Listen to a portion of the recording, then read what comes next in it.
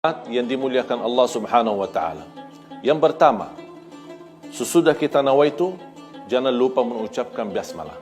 Karena Rasulullah sallallahu alaihi wasallam menjelaskan tidak sah wudu seorang kalau tidak dimulai dengan basmalah. Dan basmalah mesti dilafazkan.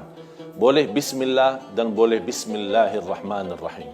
Kemudian kita mengambil air wudu dan kita jaga tidak boleh mubazzir saat kita melaksanakan wudu. Kita mencucikan tangan kita dari ujung-ujungnya, jari-jarinya antara jari, tolong dijaga. Ini perlu sangat diperhatikan.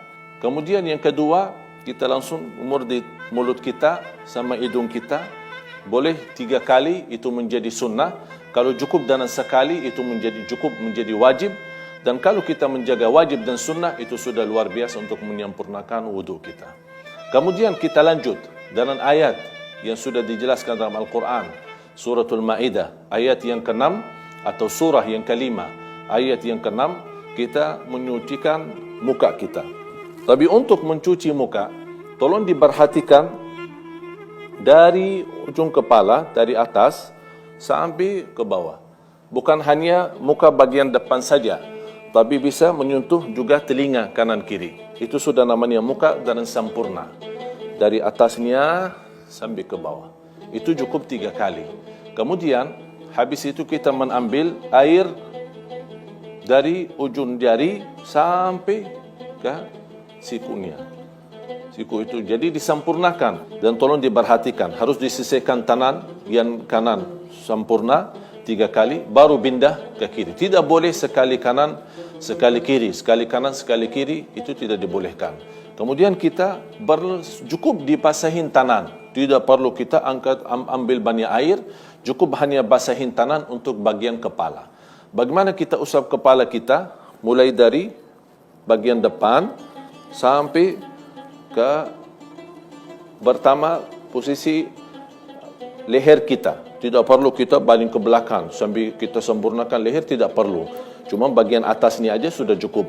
Biarpun rambutnya panjang tidak menjadi masalah. Jadi cukup dalam basahin, kemudian kita ambil dari depan kepala sampai ke belakang, kemudian balik lagi. Cukup hanya 1 kali saja. Itu yang sempurna. Di mazhab Imam Syafi'i membolehkan bagian daripada kepala. Basahin tangan kita, kemudian kita usap bagian depan yang termasuk ini juga kepala. Karena Allah SWT menjelaskan famsahu biru'usikum. Di sini tafsiran biru'usikum, apakah kepala sempurna atau bagian? Dua-duanya boleh. Kemudian bisa dibasahin jarinya. Tidak perlu tangannya semua, hanya jarinya dibasahin kembali. Kemudian untuk mengusap telinga kita, kanan kiri bisa dimasukin bagian, kemudian dari belakangnya untuk membersihkan. Ini semua untuk menjaga kesempurnaan wudu yang sudah dianjurkan dan diajarkan oleh Nabi kita Nabi Muhammad sallallahu alaihi wasallam. Kemudian yang terakhir, kita bisa mencucikan bagian kaki kita. Tapi yang perlu kita perhatikan, tidak cukup hanya kita basahin kaki kita atau kita siram air di bagian kaki kita, tapi tidak perlu istilahnya kalau boleh dipicit ya, bukan diusap ya, dari bagian jarinya, antara jari, karena banyak tersimpan kotoran, kita tidak pernah perhatikan. Ini juga salah satu sebab yang membawa kita atau tidak menjadikan wudu kita sempurna. Jadi perlu kita menjaga bagian kaki, bukan hanya dibawakan air atau disiram air, tapi kita juga harus gosok antara jari, kemudian khususnya bagian belakang. Bahkan Rasulullah SAW sudah menancam di hadis yang sahih, wailul lil a'qabi minan nar, celaka bagi orang-orang yang tidak menjaga wudu sampai ke belakang mata kakinya. Ini kan ancaman berat, bahkan diancam dengan neraka, na'udzubillah. Oleh karena itu kita pasti jaga, karena ini juga saat kita menjaga wudu bukan hanya terjamin ampunan dosa, tapi tambah lagi mendapatkan cahaya yang sempurna. Di atasnya lagi salat kita pun menjadi sah.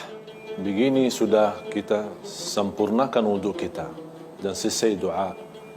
Saat kita selesai wudu kita, jangan melupakan bawa doa Nabi kita Nabi Muhammad sallallahu alaihi wasallam. Dan saat doa mau angkat tangan, tidak